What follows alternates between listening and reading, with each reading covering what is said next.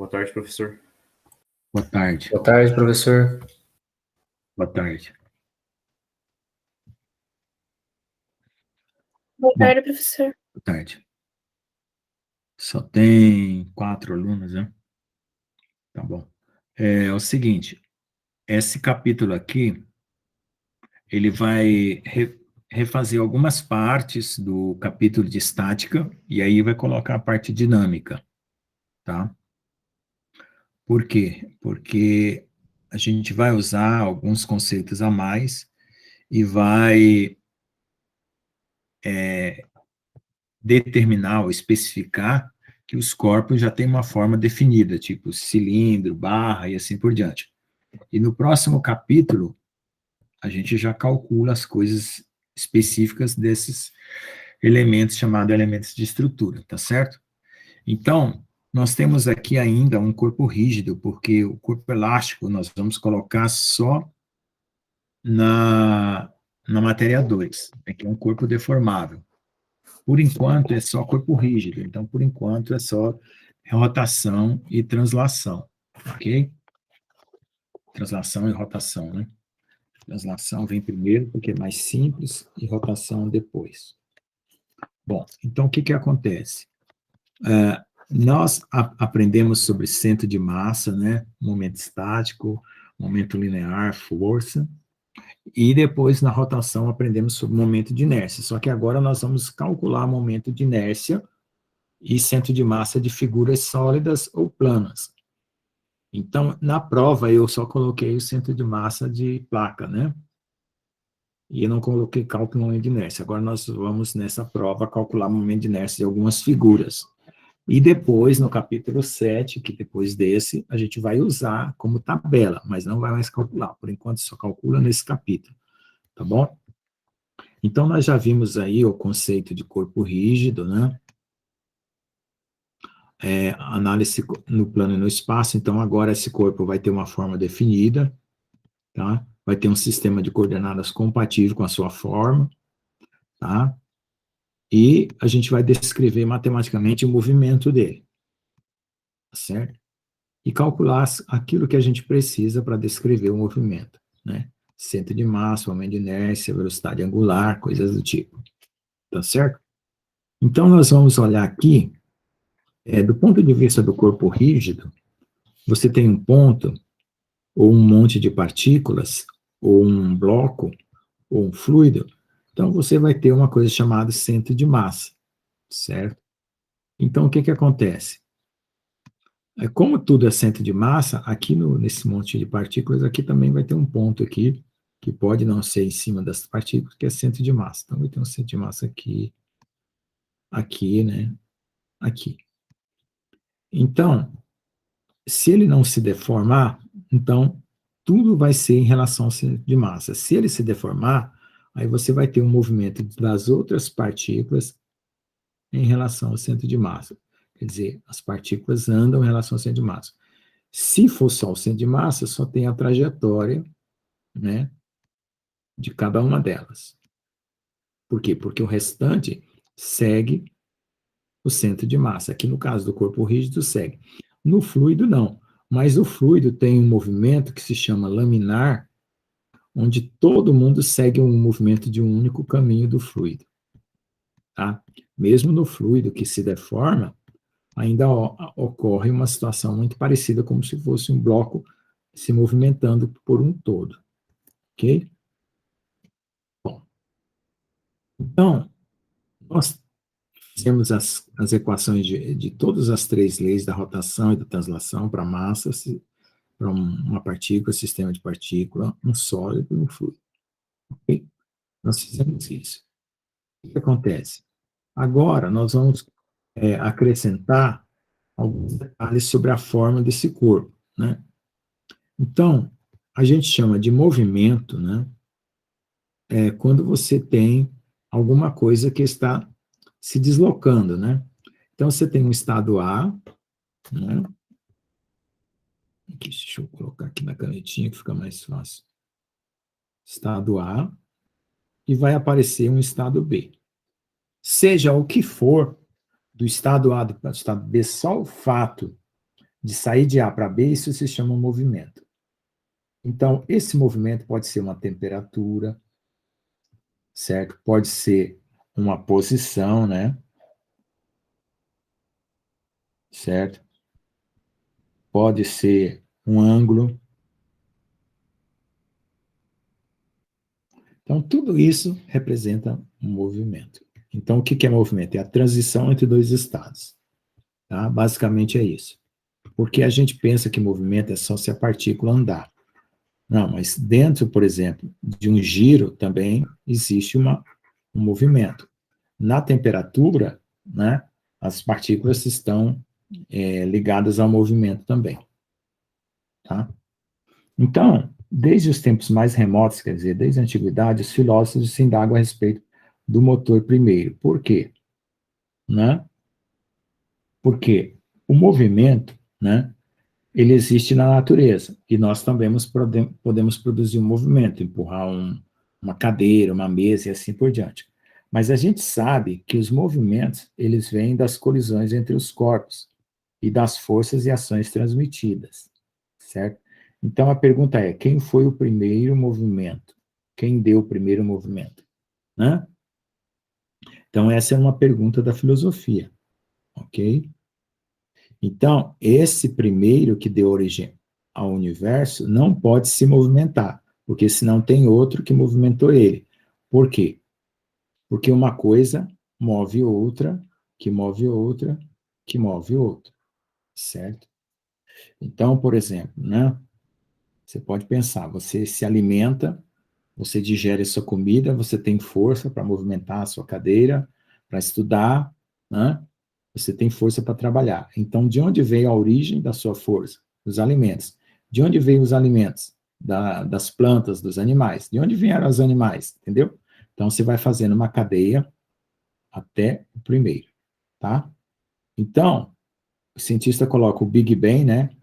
A grande explosão como sendo o início. Pergunta, quem que mandou o Big Bang acontecer? Tá? Então, esse é a resposta do primeiro motor, né? O motor primeiro. Isso era uma pergunta filosófica.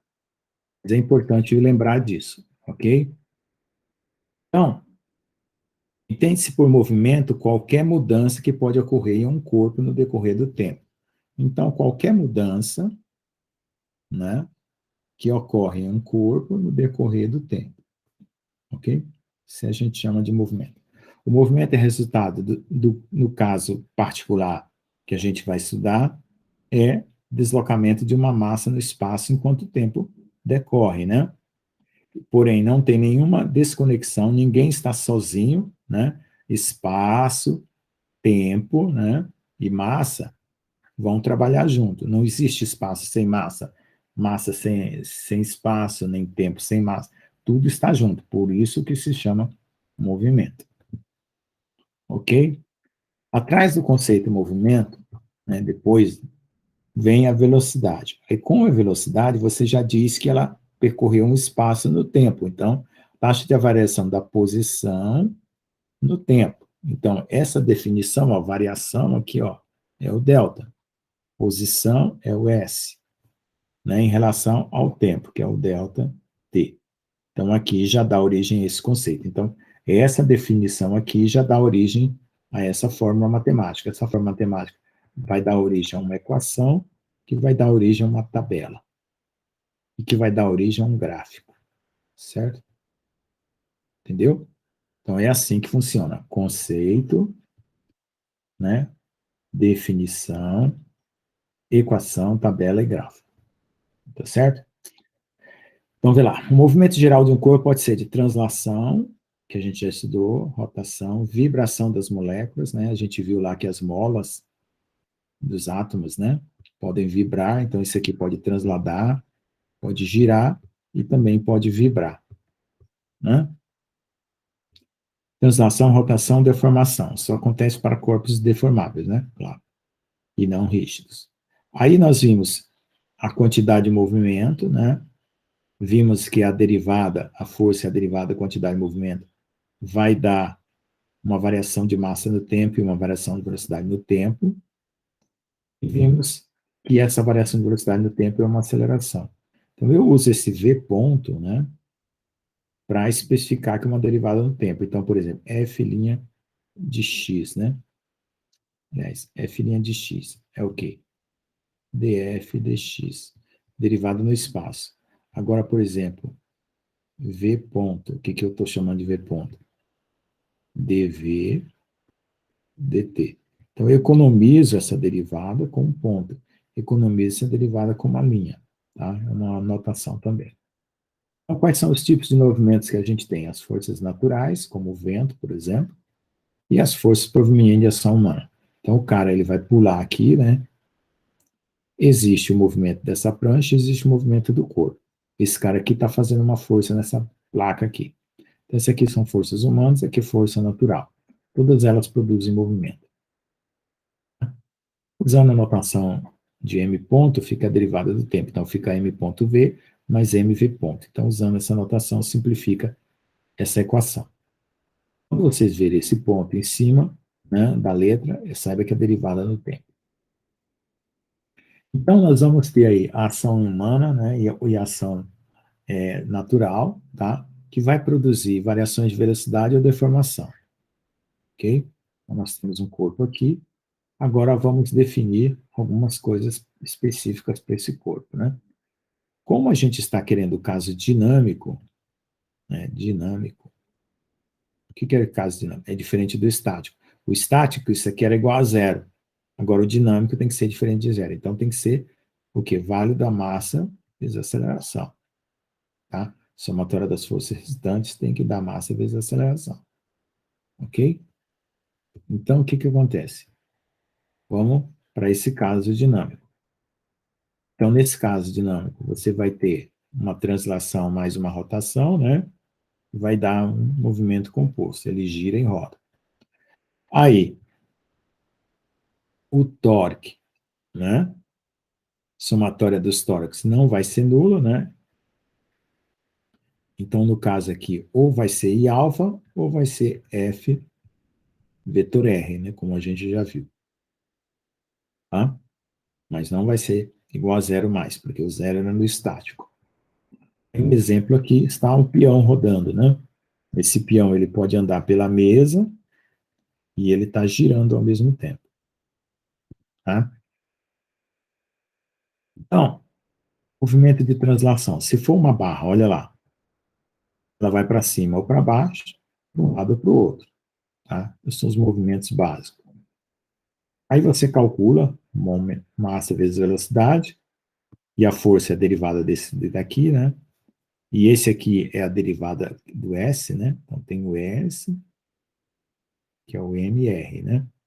Aí se deriva, vem esse. Deriva de novo, vem esse. Então tem que lembrar dessas sequências de derivadas. Bom, vamos então pegar um exemplo bem assim, que é bem útil, né? E que se parece com muitas coisas que a gente utiliza na parte de movimento. Por exemplo, a trajetória de uma bala de canhão. Então, como é só o centro de massa, vou imaginar que um canhão aqui, né? Atirou essa bala para cima. Pá. Então, ela foi, subiu e desceu, caiu lá na frente. Então, o que acontece? Nessa direção horizontal, a velocidade Vx ela é constante. Então, nós temos um movimento uniforme. Nessa vertical, nós temos um Vy, né? Que é V0y mais gt, certo? Então, ela é um movimento uniformemente variado. Então, juntando essas duas, nós temos esse movimento aqui. Então, a velocidade Vx se mantém, a Vy diminui e depois ela volta a aumentar. Tá? Então, vamos usar essa parábola, né, que tem uma boca para baixo.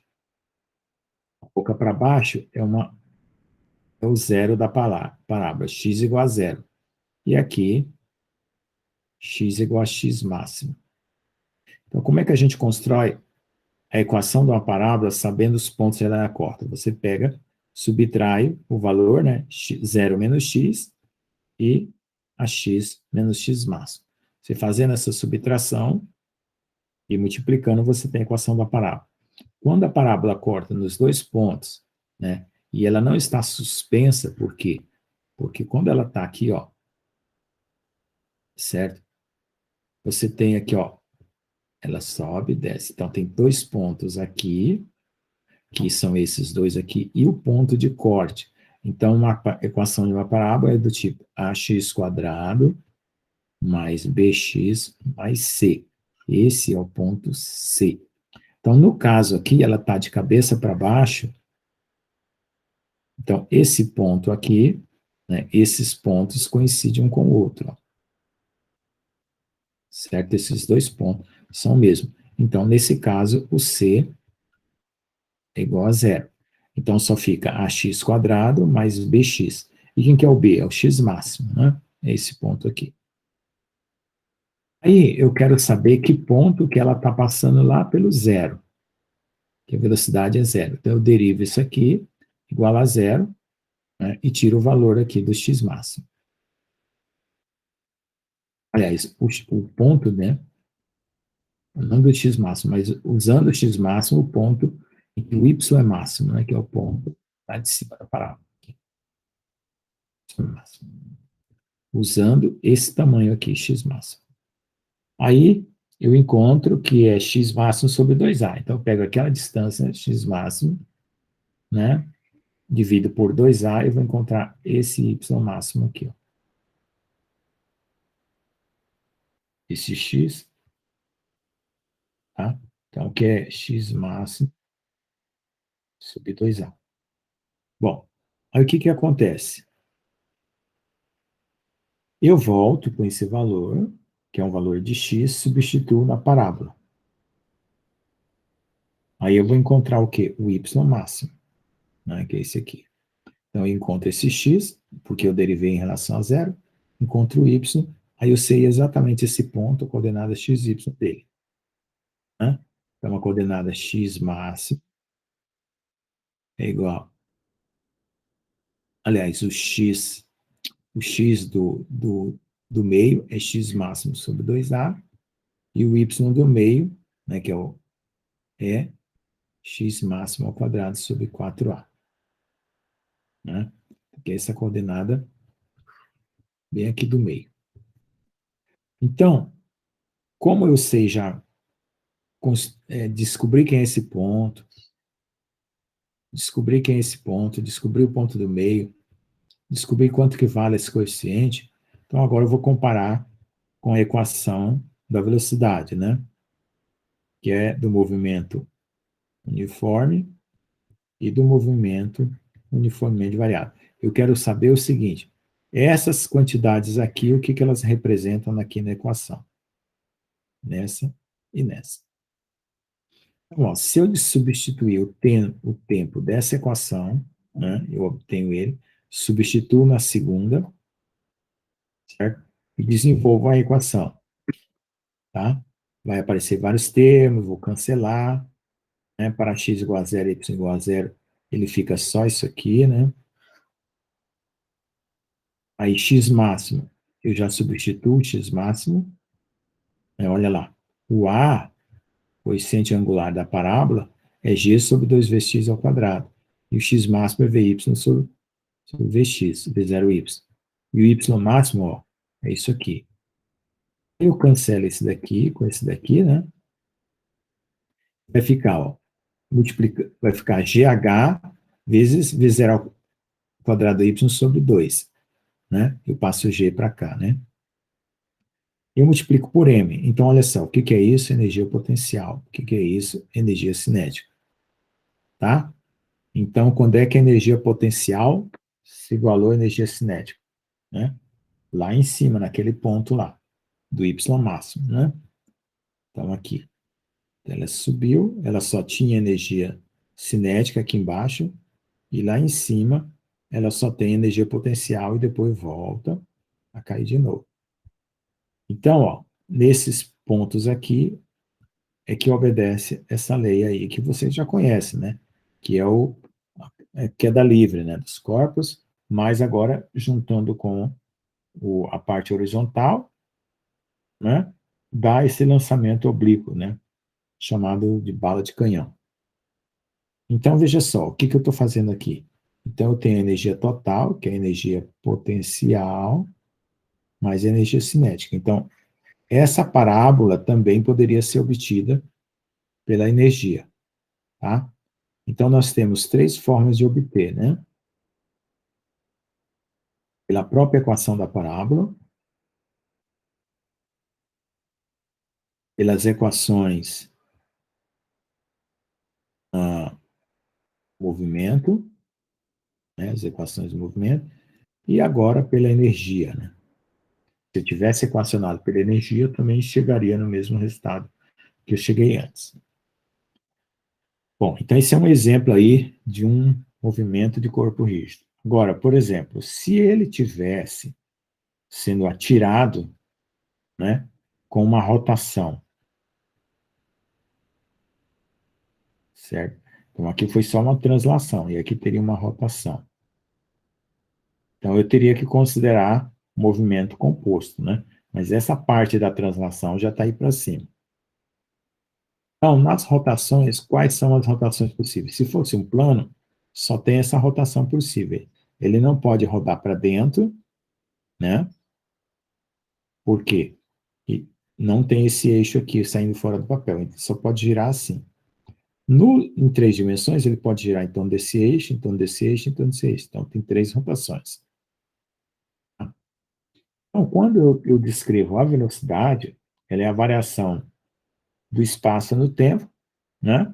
Quando eu faço aqui, ó, velocidade derivada do R no tempo. Então, o que vai acontecer? Esse R aqui, ele tem um módulo vezes o versor. Então, a derivada no tempo, ela pega os dois. A primeira derivada forma isso, e a derivada do versor forma isso aqui.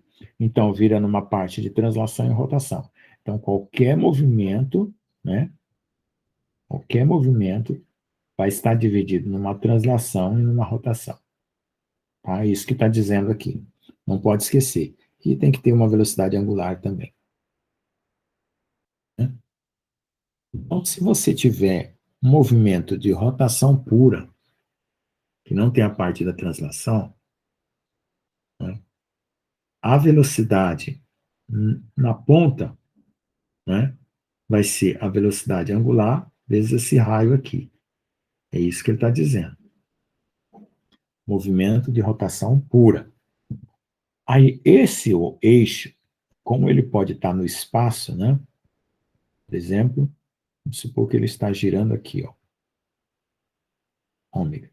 Então, essa velocidade ômega é um vetor que vai ter componente x, y e z. Então, vai ter ômega x, ômega y, ômega z. Tá? Então, aqui o que nós estamos refazendo? Um momento linear, né? Com a velocidade você multiplica pela massa. A trajetória nós já descobrimos que se for no espaço vai ser sempre uma parábola, né?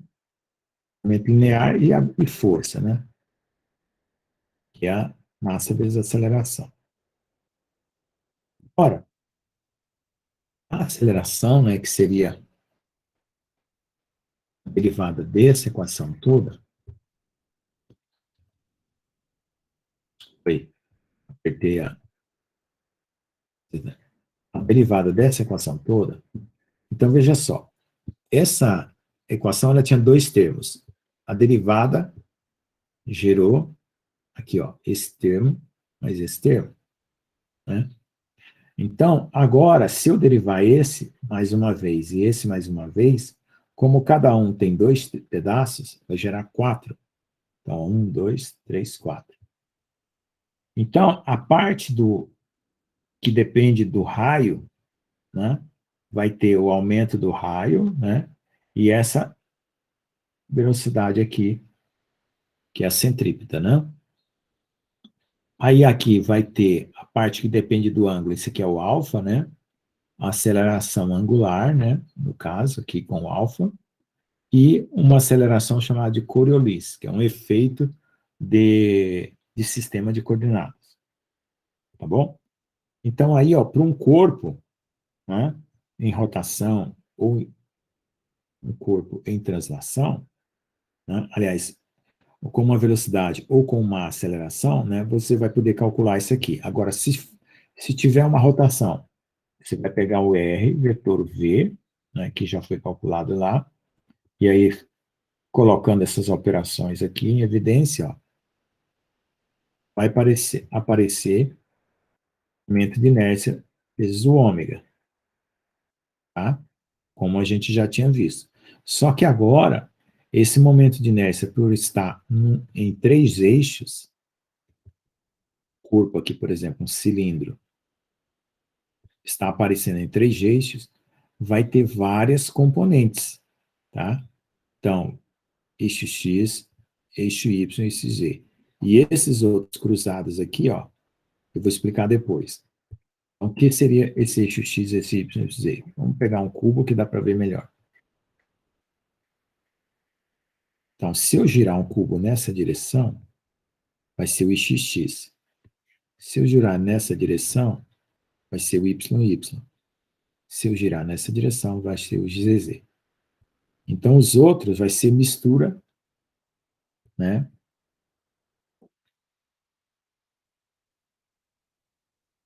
Então, se eu quero o XY, ele tem que estar girando nos dois eixos ao mesmo tempo.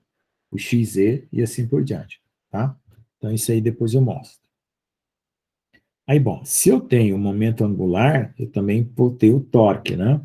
Que é derivado do momento angular. Então, você executa a derivada, né? Substitui os valores e tal, faz as contas todas, e vai chegar no quê, ó? Nessa situação aqui, ó.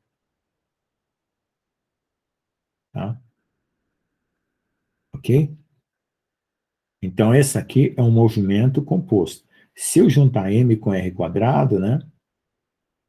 E chamar isso aqui de alfa, ó, o tórico vai ser alfa. Mas esse pedaço aqui, ó, tá? Ele, se ele for rotação pura, ele não vai existir. Mas se ele não for rotação pura, ele pode existir. Certo? Então, se ele tiver misturado com uma translação, né? Rotação com uma translação, esse termo pode existir. Então, I alfa é só quando for rotação pura. Qualquer corpo esteja com uma rotação pura. Não está transladando. Aí tudo bem. Então, vamos ver aqui um martelo sendo jogado. Ele está indo, a, a trajetória dele é uma parábola, você pode ver, ó, trajetória parabólica, certo? Ok? E ele está girando em relação ao seu centro de massa. Ok? Então, tá, translação mais rotação, que é o movimento completo. Então, veja, se eu joguei uma bala de canhão e ele tem essa trajetória, joguei um martelo, tem essa trajetória aqui, então não está dependendo do formato, né? Agora, a rotação, né, se foi uma bala de canhão ou se for um martelo, depende do formato, mas essa translação não. Por quê? Porque eu estou jogando ela no espaço, né? Então, olha lá como é que é a translação. O martelo sai de um ponto e vai para o outro. Rotação, o martelo gira em torno do seu centro de massa. Juntando os dois, dá isso aí. Tá? Então, agora nós estamos dando especificidade ao corpo, né? Porque antes, quando a gente estava dizendo que o corpo era sólido, a gente colocou só uma batata, né? E disse que estava girando assim, né? Que estava andando, né? Agora não, nós precisamos definir a forma. E vai usar a coordenada cilíndrica, esférico, artesiano, conforme o tipo de corpo. Então, tem três formas de transladar e três formas de rotacionar. Se eu impedir uma das formas, sobra duas. Então, eu posso impedir uma translação ou impedir uma rotação. Tá?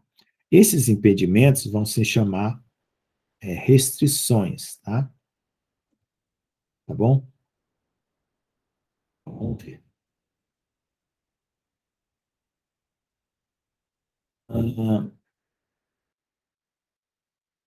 Assim, deixa eu só falar uma coisa aqui. Em geral, há três movimentos, contudo, à medida que se impõem restrições, tá aqui. Restrições, né, o número de movimentos diminui. Tá, então tá certo. Então, se você tiver uma restrição e você falar, não pode movimentar naquela restrição, mas se você imaginar um movimento chamado virtual, que é um movimento sob restrição, isso vai ajudar você a fazer uma imaginação de qual força estará ali naquela posição, certo? Você vai poder calcular os valores, tá? Mesmo que esteja sob restrição. Ok? Um deslocamento virtual de um ponto. Então, digamos que você tem um corpo que algum ponto está em restrição, não um movimento. Você imagina o equilíbrio das forças naquele ponto igual a zero, tá? Aí você, vamos dizer, coloca o movimento imaginário somente, infinitesimal somente para calcular as forças. Então, vê lá. Cinemática no corpo rígido ou indeformável. Então, a translação no corpo contínuo sólido ou indeformável. Então, pegando aquele sólido lá que tinha uma forma qualquer, né, as posições e as velocidades já foram ensinadas para vocês, né? Você pega cada ponto aqui, ó. Né? Desculpa. Sobre o corpo, cada ponto. Vai numerando. 1, 2, 3. Se você fizesse isso para o sólido inteiro, eu ia ter infinitos pontos. Então, você vai fazer uma somatória no contínuo. É o que está aqui. Somatória de infinitos pontos. Você vai fazer o limite da massa tender a pequenos pontos. E isso aqui virar uma somatória, que isso aqui vai virar o quê? A integral. O sólido, isso aqui, ó, esse símbolo é a mesma coisa disso. Tá? E aí o momento linear, isso aqui é velocidade, então é P VdM. Tá? Se eu tirar a derivada para fora, ó, como eu estou fazendo aqui, ó, então esse aqui é o S, né? Momento de repouso. Então continua válido a relação de que P é ds, dt, mesmo por sólido. Então, para qualquer situação, partícula, sistema de partícula, sólido ou fluido, sempre vale as três leis, né? Até a segunda lei é dp/dt, né? Certo? Essa aqui é a primeira lei. E aqui é a segunda lei. Então, vale, sempre vai valer. Ok? Centro de massa, também vocês já viram. Só que agora no sólido, ó, é integral. Tá? E aí as posições de centro de massa, o momento de centro de massa, você também calcula de forma idêntica, como vocês já viram, né? Então, ó, momento de centro de massa integral de V dm. Tá? Aqui. Bom, então, o que vai acontecer? Esse dm, tá? Ele vai ser ou um cilindro, ou uma barra, certo? Então, dm vai ficar ρ dx, dy, dz. Ele vai ser ou um cilindro, então dm vai ficar ρ dr, dθ, dz. Vai ser uma esfera, dm, ρ, dr, dθ, dφ. Certo? Então vai ter a sua geometria compatível, tá bom? Então, olha só, um corpo humano. Uma menina vem correndo aqui com velocidade só de translação, né? Ela pula, né? E faz essa parábola. Você está vendo? Ó, parábola de novo. Então, não importa se é um martelo, se é uma bala de canhão, se é uma pessoa correndo. Subiu com uma velocidade, vai cair como se fosse uma parábola. Isso a gente não precisa se preocupar. A coisa que dá para fazer, por exemplo, que a gente vai precisar mais para frente, é se o sólido, né, cada ponto tiver uma velocidade. certo? Cada ponto tiver uma velocidade. Aí o sólido já é deformável. Então, o momento linear, que é mv, ele começa a depender do volume. Então, você chama de J a derivada do momento em relação ao volume. E isso vai acarretar no quê? Na densidade vezes a velocidade. Tá? Conforme está aqui, ó. Eu derivo o momento linear em relação ao volume, troco a ordem das derivadas aqui, ó, e mostro que isso aqui vai dar rho v, densidade vezes velocidade. Então, eu já coloquei aqui isso, mas a gente não vai usar agora esse rho v, porque só o corpo rígido não faz muito sentido. Então, e agora? Centro de massa, né? Nós já vimos centro de massa, né? Os dm aqui vai assumir o cilíndrico, retangular, cilíndrico ou esférico, né?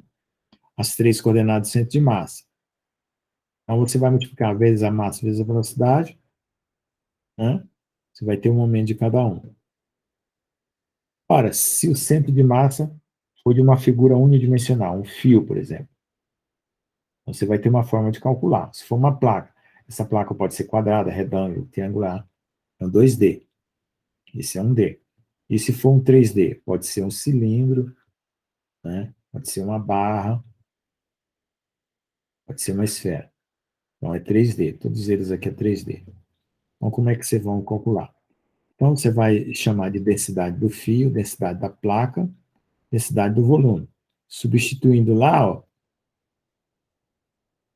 você passa a densidade para fora, densidade por massa de cada um deles, né? Se for linear, superficial, volumétrico, vai ficar um sobre o comprimento, um sobre a área e um sobre o volume. Lembrando que no volume você tem 3 pontos, aliás, 3 coordenadas para dar um ponto, né?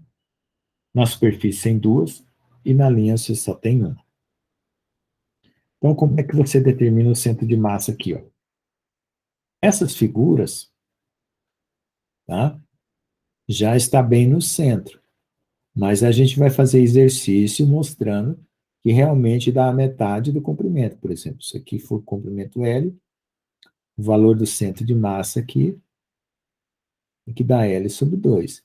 E se a altura for L, o Y do centro de massa tem que dar L sobre 2. No caso do cilindro, né? A posição do centro de massa é R sobre 2. Né? A altura, H sobre 2. Né? E o ângulo, no caso aqui vai dar, o ângulo vai ser indefinido porque vai ter um ponto no centro, né? Tá? Então não vai ser definido. Então, aqui, agora é uma esfera. Se eu colocar o sistema de coordenadas no meio da esfera, vai dar tudo zero, né? Mas você tem como definir e calcular esse centro de massa aí. Tá? Ora, se for só placas planas, não tem a terceira coordenada. Tá? Todas as relações são idênticas e não tem a terceira coordenada, você só faz isso aqui. Então, quando é que eu vou, ao invés de usar o dm, ó, eu vou usar o dA, quando a densidade for constante, o sigma for constante. Aliás, constante, né? Então, ou ρ constante, no caso do volume, tá? No caso do volume aqui, ó, não aparece a densidade. Eu não preciso usar a fórmula original, ó. Né? A fórmula original é com dm. Eu uso, né? Eu uso, né? Com volume. Então, quando você não usa, isso aqui é chamado de centroide, né? O seu não usa. Quando você usa a equação, isso é chamado de centro de massa mesmo, tá? Tá? Determinação do centroide por simetria. Então, veja só, o que é um centroide por simetria? Você tem uma figura que ela tem um eixo de simetria, ela é simétrica, né? Desculpa aí. Deixa eu apagar aqui, porque...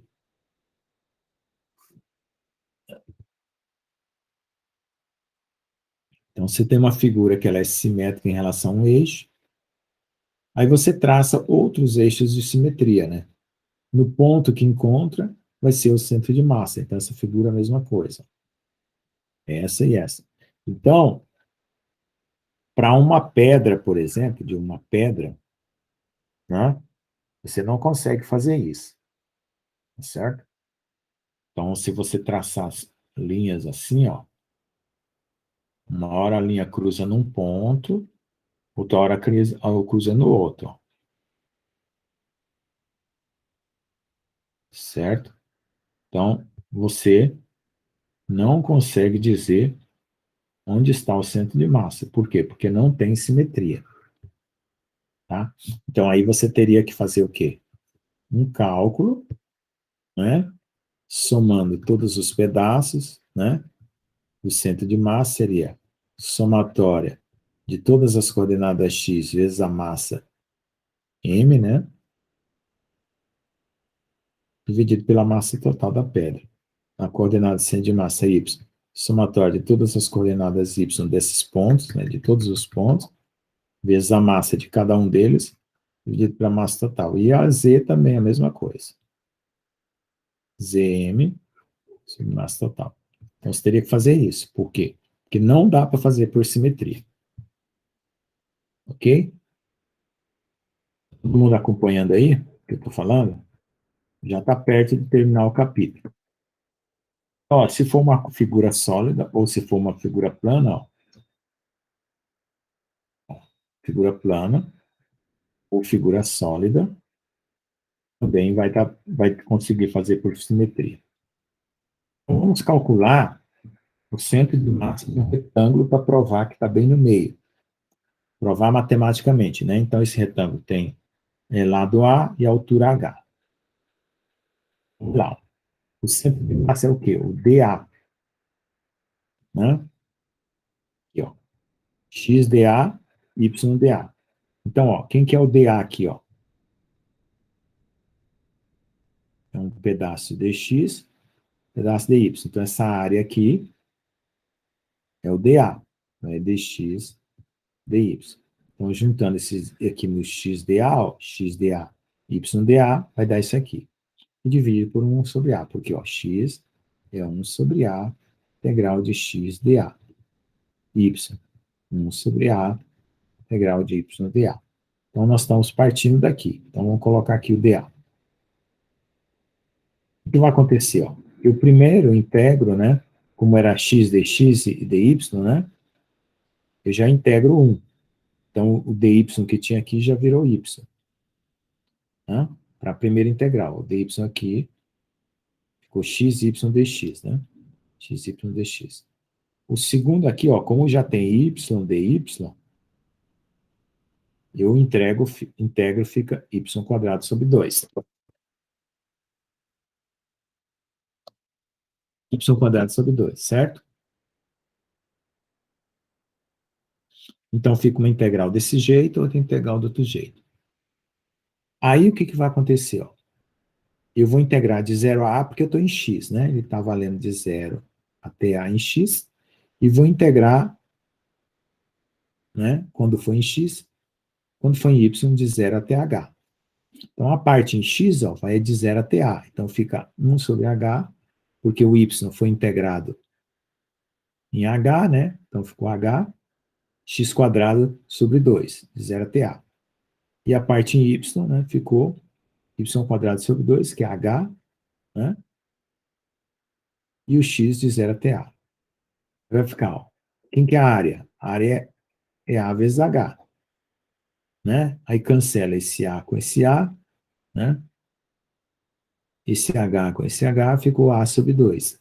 Aqui cancela esse H com esse H aqui, esse A com esse A, ficou só H sobre 2. Então, foi provado que o centro de massa de um retângulo está na metade desse comprimento e na metade desse comprimento.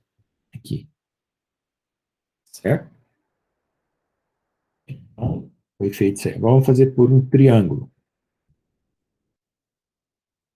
Então, como é que é uma equação de uma reta? Pensa numa reta aqui. Então, y é igual a x mais b. Então, vamos olhar esse coeficiente A. Só que aqui, ó, como eu já usei isso aqui como A, o coeficiente A é igual a tangente do ângulo θ. Certo? Então, o que é a tangente? Cateto oposto sobre adjacente. O que é o cateto oposto? H. Adjacente A. Então, y é igual a H sobre A vezes x. Então, já tem uma equação que descreve esse triângulo que eu vou usar na integração. dA é dx dy, dx dy. Só que para o x, né, eu inverto essa equação aqui, ó. Fica A sobre H. E para o y, H sobre A. Então, aí você escolhe. Eu vou integrar em x ou integrar em y. Então, essa primeira parte aqui, ó, ele tem dy sozinho, né? Então, já vai integrar em y aqui. Esse aqui tem o y dy, vai ficar y quadrado sobre 2. Igual que na situação anterior. Só que agora aqui, ó, agora esse daqui ficou x dx. X dx vai dar x ao quadrado sobre 2. Aqui, ó. Certo? E, né, e o y, né, e o y que estava aqui, eu substituí por quê? Por h sobre ax.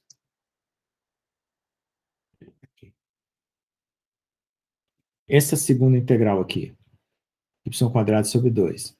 Eu vou, como ela vai integrar em y, em x ainda, eu vou substituir, né, h sobre ax dentro do y quadrado sobre 2. Aí, ó, h sobre ax.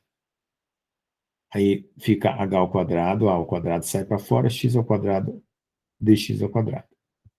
Essa integral aqui, ó, tá? A é igual a A vezes H sobre 2, então ficou 2 ao quadrado, né, x quadrado, de 0 até A. Essa integral aqui, ó, x quadrado de 0 até A, fica x ao cubo sobre 3, né? Certo? X ao cubo sobre 3, que ficou aqui, ó, A ao cubo sobre 3A. Aí aqui cancela, né? Esse aqui vai cancelar esse com esse. O x vai ficar 2 terços de A e o y vai ficar H sobre 3. O triângulo, você está em x, você anda 2 terços do A, aqui, e no y você anda 1 terço da altura. Então vai ser aqui. Ok? Aí. Agora, e se eu juntar um retângulo, né, com um triângulo? Ou um triângulo com um retângulo, né? Então vai ser duas figuras. Então eu tenho que saber calcular o centro de massa desse, tentar calcular o centro de massa de todo mundo, né? Ok? Então depois a gente vê isso aí. Vamos ver agora de um círculo, né? Porque também dá para fazer um retângulo com um círculo, né? Um triângulo com um círculo. Então dá para fazer várias figuras combinadas. Então, ó, o dA do círculo é esse elemento aqui, né? Então nós vamos mostrar que o x do centro de massa é 4r sobre 3π e o y é idêntico, né? Porque o círculo é simétrico. Então, x do centro de massa é x dm, y do centro de massa é y dm sobre m. Sabe que dA está para dm, assim como A está para m. Então, dividindo um pelo outro, m sobre A. M sobre A é o quê? É o sigma. a área πr² sobre 4, que é a área de um disco dividido em 4 partes. Então, nós estamos pegando só uma parte. O dA é RdR dθ, que é esse pedacinho aqui, né? Tá? Você tem assim, ó. Você tem R, dR, dθ, certo? Então, você pega isso aqui e multiplica por esse aqui, né? Então, vamos chamar isso aqui de ds. Então, a área, o dA, né, é dr ds. Mas o ds é r dθ. Então, dA é igual a r dr dθ. Certo? Então, fica assim. R dr dθ. Mas, ó, o xr cosseno θ e yr seno θ. Então, vamos colocar também lá a equação do x, ó. R cosseno θ, do dA, r dr, y, r seno θ, dA, r dr. Tira para fora isso aqui, fica r² dr, cosseno θ, r² dr seno θ. Isso aqui dá r³ sobre 3, r³ sobre 3, seno θ de 0 a π, cosseno θ de 0 a π. Olha lá. Todos eles vai dar 1/3, né? Aí eu substituo o sigma pelo valor, né? Que é m sobre a, que é m sobre 4, aliás, sobre πr² sobre 4. Aí, esse 4 vem para cima. Aí cancela m com m, né? R com R. Aqui é a mesma coisa, fica idêntico, m com m, R com R. Então vai sobrar 4R sobre 3π.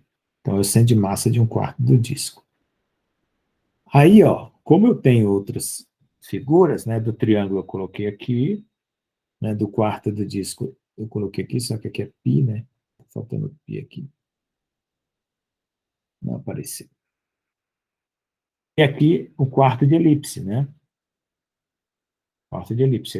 Aqui é um quarto de um disco, né? Um disco, né? E aqui é o quarto de uma elipse. Então, quando é que uma elipse vira igual a um disco? Né? Quando o A for igual ao B. Né? Então, veja só. A igual ao B, fica R², né? Que é o π. Então, fica igual à equação lá de cima. Ó, se A for igual a B, fica 4R, 4R, né? Como está lá em cima. Porque o P aqui embaixo é π, né? Não apareceu aqui nessa impressão aí que eu fiz. E uma semiparábola. Uma semiparábola é 3/8 de A e 3H sobre 5. Então, o H está para cá e o A está para cá. Tá bom? Agora, você pode calcular o centro de massa. Né? Nós temos aí todas as figuras possíveis, ou alguma delas, e aí a gente vai misturar uma com outra. Então, centroide de massas compostas. O que é massas compostas?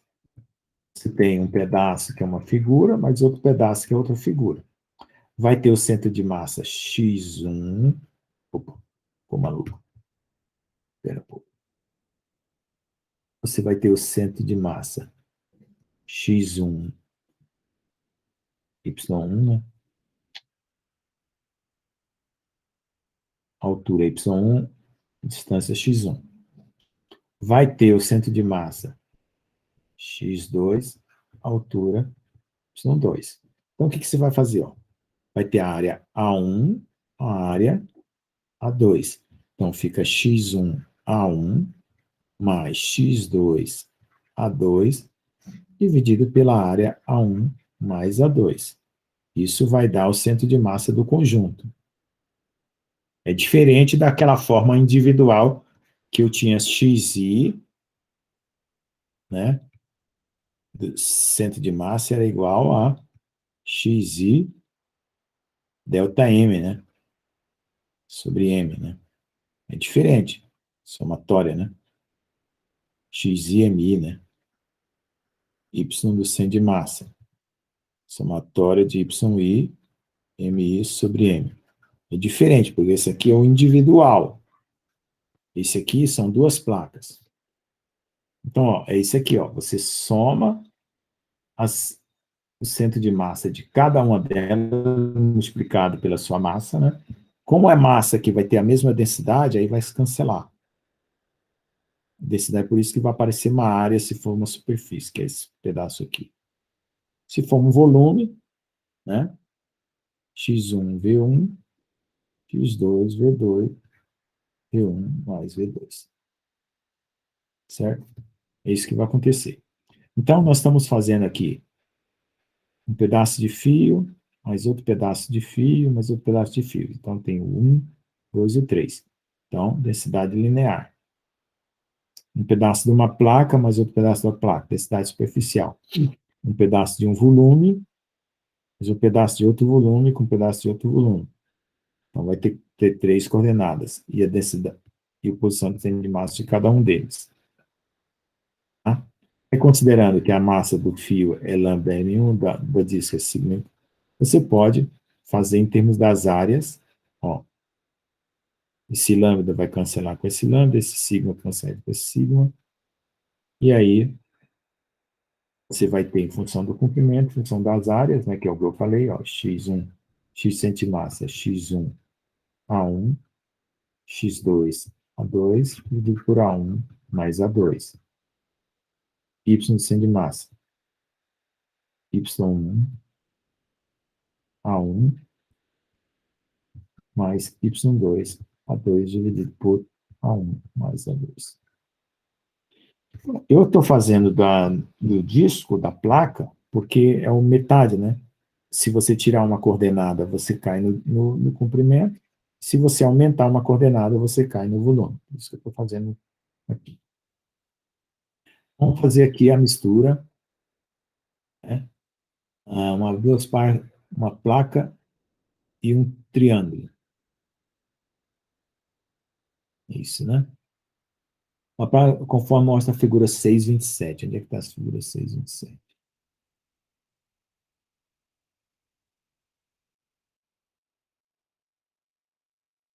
Isso aí, está para frente. Aqui, ó. Isso. Triângulo e uma placa. Vamos lá. Vou começar. O triângulo, eu já sei, ó. É 2A sobre 3 e H sobre 3. Da placa, né? A da placa é A sobre 2, H sobre 2. Só que a placa, ela está A para frente do triângulo, né? Colocando o sistema de coordenada aqui, ó. Então, ela está A para frente do triângulo. Então, é A sobre 2, né? H sobre 2, mas tem que chamar esse A aqui que corresponde a essa distância que ela já está para frente do triângulo. Porque a placa foi colocada na frente do triângulo. Se fosse o triângulo na frente da placa, né? Assim, ó. Aí o sistema de coordenadas estaria aqui. Então, essa posição aqui, ó, teria que chamar o A, né, para frente. Então, esse A iria entrar na coordenada aqui.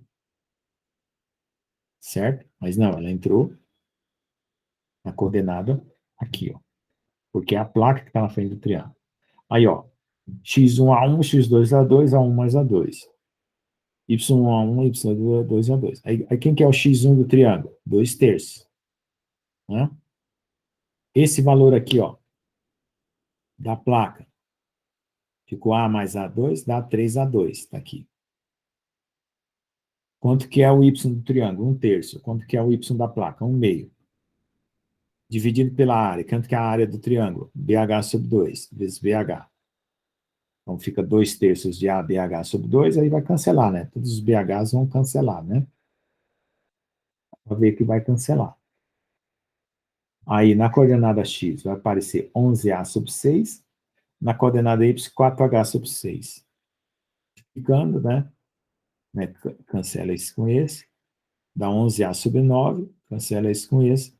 dá 4A sobre 9. Então, dá 1,22, né?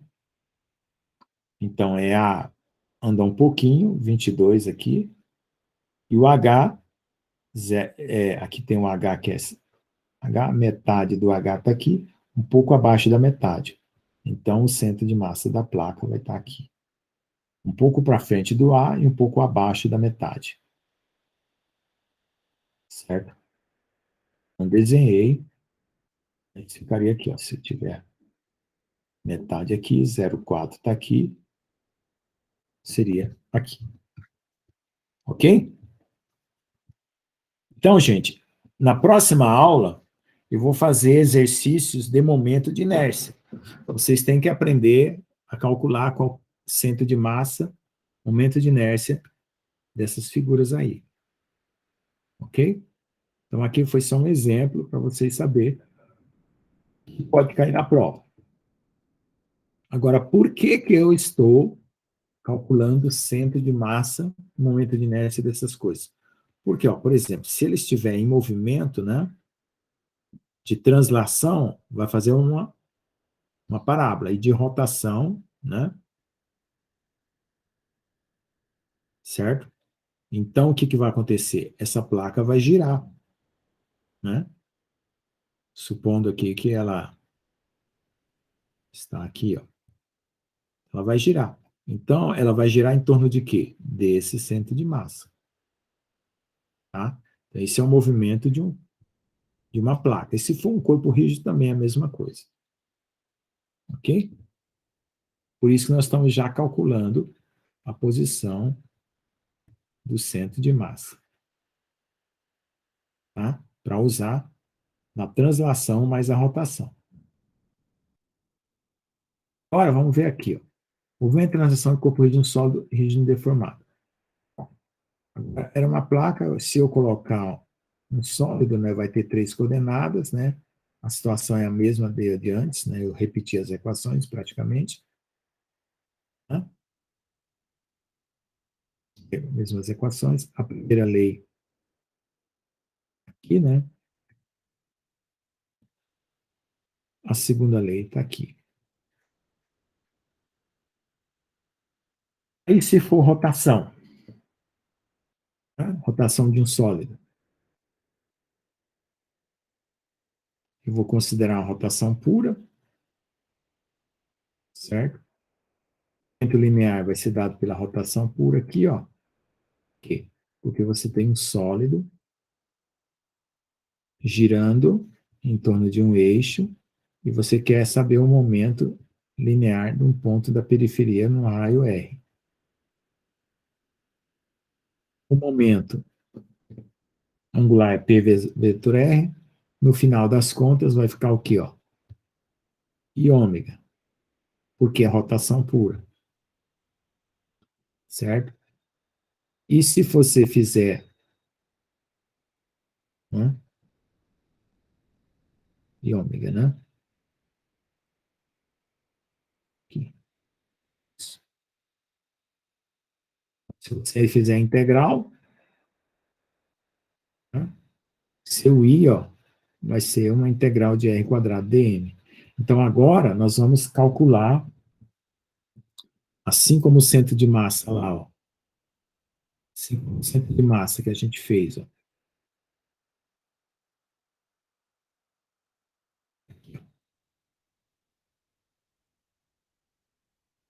Era uma integral, a centro de massa, agora, momento de inércia,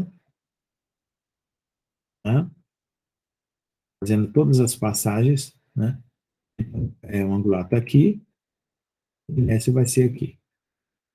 Então, o L, né? O L vai ser I alfa, só que isso aqui você tem que resolver por integração. Aliás, I ômega, né? I alfa é o torque. I ômega. Então, ó, vai ter, em relação aos eixos puros e combinados, eixos combinados. Então, vamos detalhar o momento de inércia, né? 3 momentos de inércia, e x, y é o quadrado, né? Porque é uma x com x, y com y. Os cruzados é XY, XYZ. Né? Então, agora nós vamos ter as três componentes do momento angular, que é XX, ômega X, XX. Por quê? Porque você está com um sólido girando num eixo ômega, que ele vai se decompor em coordenadas ômega X, ômega Y, ômega Z, certo? E esse sólido, ele poderá estar girando em relação a um eixo atravessado, ou um eixo paralelo, né? Então, vai depender muito de como que ele está girando, tá? Então, a equação agora é uma equação matricial, ok? Aí vamos se subdividir entre um fio, uma placa e um sólido qualquer. Então, ó, usa a mesma densidade linear, densidade superficial volumétrica, o momento de inércia não é integral de R quadrado dm, o dm não pode ser lambda dl, não pode ser sigma dA e não pode ser ρ dv, tudo isso é dm, né? Ou dv. Então, ó, se for, eu chamei de dr, né? Dr, dA, dv. Um R com outro R, lambda, né? Sigma ou ρ, né? Então, a equação geral fica assim, né? Deixa eu apagar aqui para enxergar melhor. Tá vendo? D de R, D de A, D de V. R I, R, J. Então, tá abreviado aqui. Agora, separando essa daqui, separando essas duas, separando essas três, como é que fica? Ó, a primeira, as duas. Aí você pergunta assim, poxa, professor, mas por que que na superfície tem 3 momentos de inércia e no volume também tem 3? Aliás, no volume tem 1, 2, 3, 4, 5, 6, no volume tem 9, né? Porque o x, o ix, y é igual a yx. O ixz é igual a izx. E o ixy, yz e zy. Por que que agora na placa aparece 3? Porque é o seguinte, você pode pegar uma placa, você pode girar ela assim, você pode girar ela assim, mas você também pode girar ela assim, né? Em função desse eixo aqui, certo? Então aqui vai ser ixx, e yy, e zz, tá? Por isso que aparece 3 para a placa. Para o fio, né? Para o fio, você girar ele assim não faz diferença, tá? Você girar o fio no próprio eixo. Agora, você tiver um fio aqui, ó, certo? Você pode girar o fio em relação aqui e pode girar o fio em relação aqui. Só que esse eixo transversal e esse eixo são idênticos. Tanto faz, né? Você pegar um fio, fazer ele girar assim, né? Como fazer ele girar assim. Tanto faz. Então, é por isso que aparece só um. Porque o y é igual ao ix. E por isso aparece um. Tá? Então, no volume aparece 9 porque vai montar a matriz. Essa matriz aqui. Só que é assim, ó.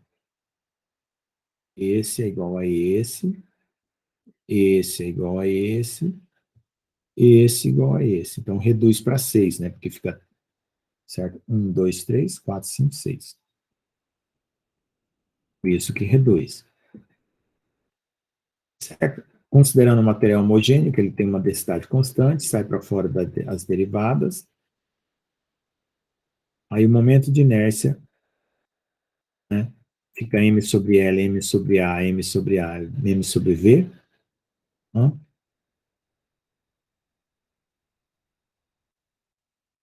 Ok? Você pode fazer M sobre L, né? Vamos ver o que dá M sobre L. Deixa eu ver, é isso? Isso é...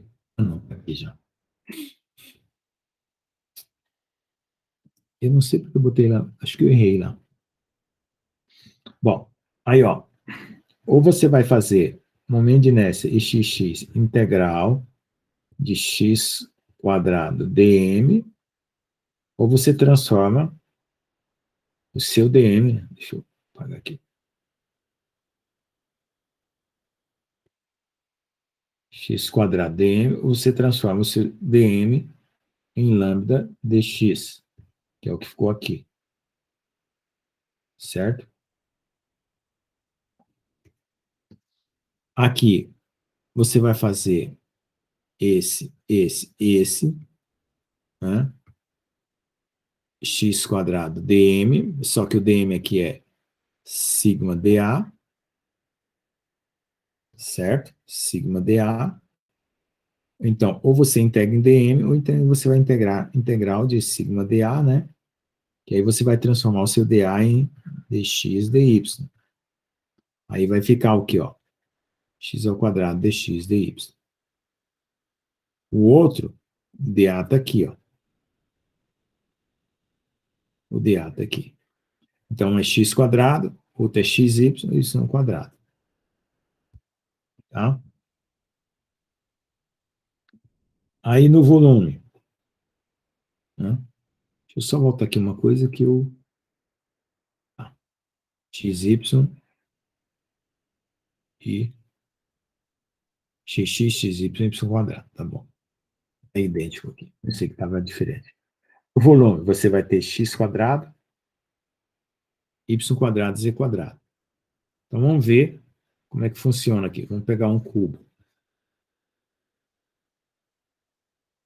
Se esse for o eixo x, a rotação vai ser ix. Se esse for um eixo y, essa rotação vai se chamar yy.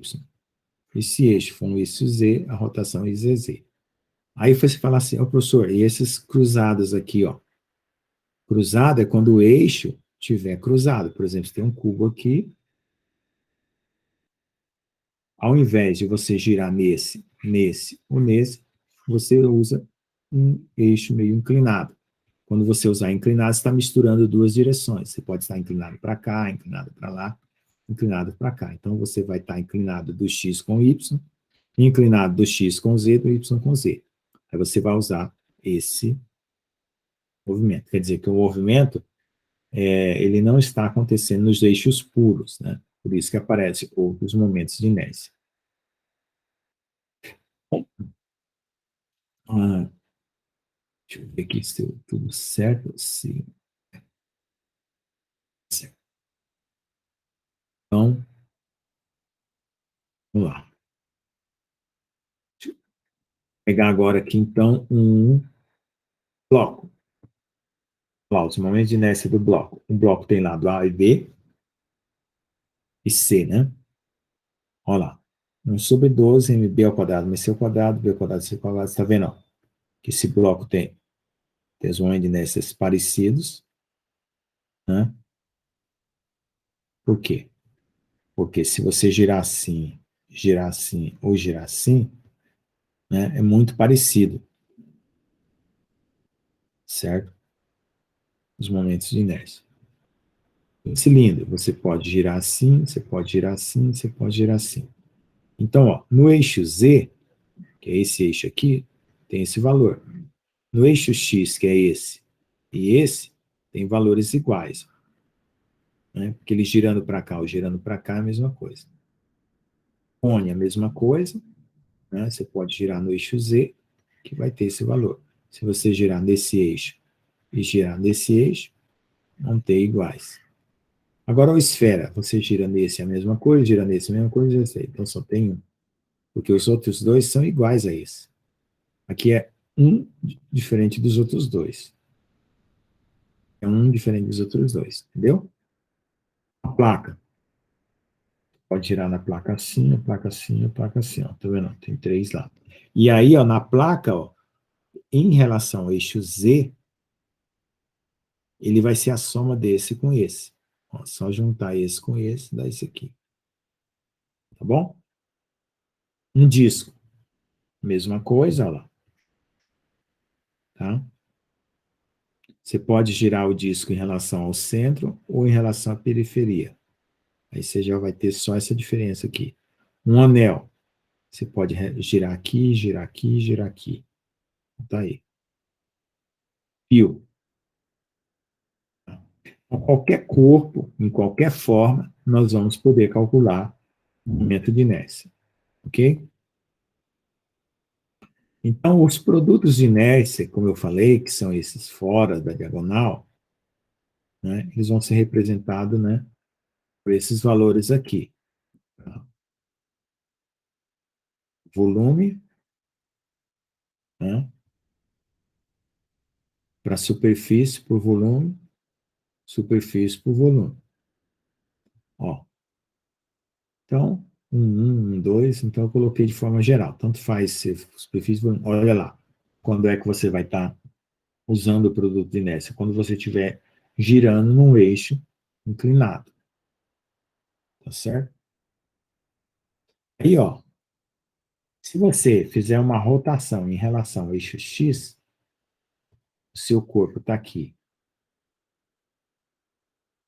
Você fez uma rotação em relação ao eixo X, você vai usar essa matriz para girar o corpo. Se você fez uma rotação em relação ao eixo Y, você vai usar essa matriz. Tá vendo? Olha a posição aqui, ó. Saiu do lugar, ó. Os cossenos e senos vieram para baixo. E se você tiver um corpo girando em relação ao eixo Z, olha lá. Então, sempre vai ter uma linha coluna, uma linha coluna, uma linha coluna. Aqui cancela essas últimas linhas, aqui cancela essa do canto e aqui cancela essa do meio. A relação, a rotação é Z, X, Y. Tá bom? Tá todo mundo acompanhando aí, ó? Você pode girar também em relação aos 3 eixos ao mesmo tempo. Você vai multiplicar as 3 matrizes. Então, uma rotação qualquer, uma rotação em X, rotação em Y, rotação em Z. Você multiplica as 3 matrizes. Mas o produto dessas 3 matrizes, você vai ter o produto R qualquer. Bom? Bom. Aí, se as placas forem planas, né? Tá aí também. As mesmas equações, repito tudo de novo. E aqui coloco uma tabela de placas planas. A inércia de uma placa XX. Aqui tem um momento resistente, que depois a gente vai ver, né? Raio de giração, né? Eu explico já já o que é o raio de giração. E uma placa retangular, isso aqui nós vamos usar muito, ó. Lembre-se dessa equação, nós vamos usar muito, porque isso aqui, ó, vai ser o pedaço de uma viga, certo? Que vai ter uma força de carregamento, que vai estar sujeito a uma coluna, certo? Então, essa área aqui vai ser muito usada. Pode ser viga triangular também, ó. Então, esse aqui também vai ser usado. Ou pode ser um tarugo, certo? Também vai ser usado. Ok? Ou um cano, também vai ser usado. Certo? Então, o que é um momento polar de inércia? É quando eu tenho uma placa, né, que eu giro em relação ao eixo X, em relação ao eixo Y, e quero saber qual que é o giro em relação ao eixo Z. Então, eu somo X com Y e descubro qual é o eixo Z. Isso se chama momento polar de inércia. Né? Você sabe o terceiro pelo segundo. E, ó, tá aí, ó. O desenho em relação a X, a Y, Z, e aqui em relação ao eixo Z. Raio de giração, ó. Olha, se momento de inércia é integral de R quadrado dm, certo? Se eu dividir todo mundo pela massa e tirar a raiz quadrada, eu tenho uma coisa chamada raio de giração. Por quê? Olha lá, massa vai cancelar com massa. E esse R quadrado aqui vai cancelar com essa raiz. Então, isso aqui, esse R fica proporcional a esse R.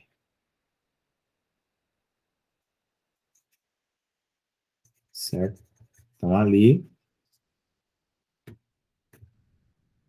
já está tabelado o raio de giração de várias figuras, ó.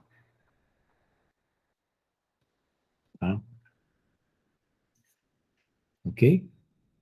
Na tabela. Aí, ó, olha lá. Uma placa, o que é o raio de giração? É como se fosse um valor médio de um raio. Tá? Valor quadrático. Então, se você tiver um fractal, ó, vai ter um raio de giração. Ele vai ser usado para calcular a escala. O raio de giração pela escala mínima, que é o pontinho, né? R mínimo aqui, o fractal, elevado à dimensão fractal. A dimensão fractal está entre a 3, né, e a 2. Então, é 2,3, 2,7, certo? Essa é a dimensão fractal desse objeto aqui. Então, vai dar para você calcular quantas partículas você tem aqui dentro, se você tiver o raio de giração. E vice-versa. Teorema do eixo paralelo. Ah, eu estou girando em relação a um eixo e quero passar a girar em relação a outro eixo. Então, você soma com a massa da própria placa vezes a distância que está separando ao quadrado. Ok? Agora, se for momento de inércia de coisas compostas, certo? Você está girando uma esfera grudada num cilindro, vamos supor. Então, você vai calcular o momento de inércia desse conjunto. Você vai girar esse conjunto aqui. Certo? Então, se for, por exemplo, um tubo. Então, quando as figuras forem vazadas, o momento de inércia do tubo maior, I1, momento de inércia do tubo menor, 2. Subtraindo, I1 menos I2, vai dar o momento de inércia do cano. Tá? Então, veja só. Ó, eu pego os momentos de inércia, multiplico pelas massas e divido pela massa total. É muito parecido com o centro de massa, né? Então, lembra lá que o centro de massa era x1, centro de massa x, né? x1A1 mais x2A2 dividido por A1 mais A2. Lembra? Aqui vai ser o momento de inércia, vai ser IXX da massa M1 mais IXX da massa M2 dividido por M1 mais M2. Tá? É certo? E aí você troca só os índices, né? Ok? Ó. Então, aqui, ó, não confundo. Essa é parte, ó, sólidos compostos. Tá? Também nós vamos fazer exercícios. E aqui eu coloquei, quando depende da densidade, da massa, né? E aqui, quando você usa a densidade, cancela as densidades, aqui, ó.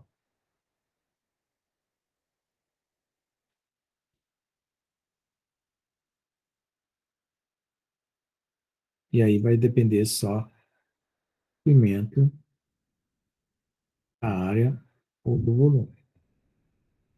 Um resumo aqui, então, total, né? Então, o que nós vamos fazer com o sólido?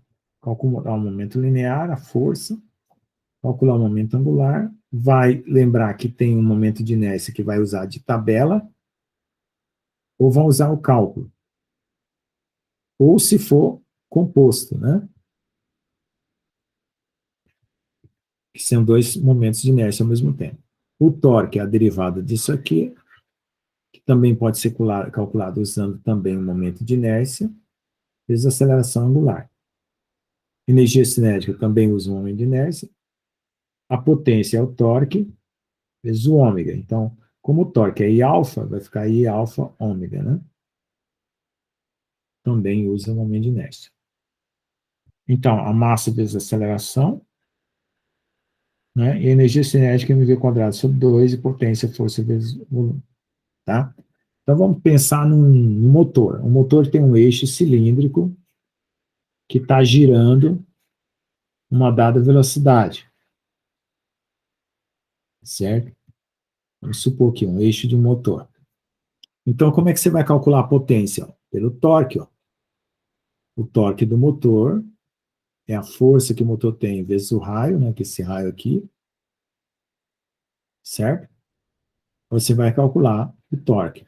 Multiplica pela velocidade angular, você tem a potência desse motor aqui. Tá bom? É isso que eles vão utilizar nas situações. Aí aqui, ó. Se você tiver que integrar é VDM, ADM, primeira, segunda e terceira lei, né? E alfa, né? Onde R é o quadrado ômega, e o momento linear, momento angular é I ômega e alfa. Tá? Então tá aí o resumo de toda a matéria. Aqui tem os problemas, né? Eu estou pedindo o centro de massa de um semidisco, uma chapa quadrada, um momento de inércia e um semidisco. Tá bom? É o tipo de exercício que cai na prova. E depois de um triângulo, né? E um cilindro. Ok, pessoal? Então essa é a aula de hoje. Agora eu vou comentar a prova com vocês. Todo mundo entendeu aí a minha explicação? Tem alguma pergunta? Eu vou encerrar aqui essa apresentação para fazer o comentário da prova, fazer 2 gravações. Alguém tem pergunta sobre essa aula? Acho que não, professor. Deu para entender. Ficou claro.